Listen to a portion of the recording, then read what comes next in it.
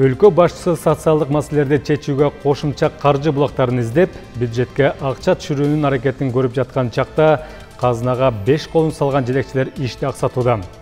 Салык кызматынын башчысынын орун басары 110 миллион сомдук зыян келтирген деп күнөөлөнүп, 2 күн мурда камакка алынды. Мындай адамдардын ыплас ыкмаларынан улам Кыргызстандын тышкы карызы негизсиз көбөйүп, экономика орду толук зыянга учурап жатат деп билдирди УКМК. Тергөөнүн маалыматына караганда, салык кызматынын жетекчилеринин бири Адилет Дубанаев дүйнөлүк банк тарабынан бөлүнгөн 5 миллион долларга товар сатып алууда бааларда 100 эсеге чейин көп көрсөткөн. Атайын кызмат төбө чашты тик тургузган фактыларды ачыктады.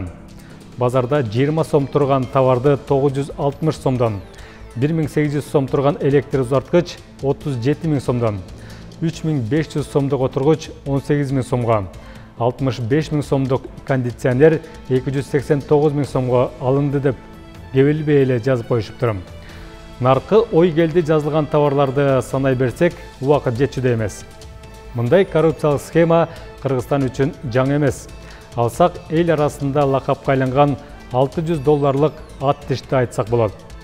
Бишкек жылуулук борборун модернизациялоодо 1000 долларлык жабдыктар 57 000 доллар деп документке жазылган. Же болбосо, тарых музейине алынган 1200 евролук отургучтарды 14 000 евро турган жыгач атты көпчүлүк унута элек болсо керек. Мына ушундай жемгорлуктун кесепетинен эмне деген долбоорлор ишке ашпай, ишке ашса дагы ойдогудай натыйжа бербей калган.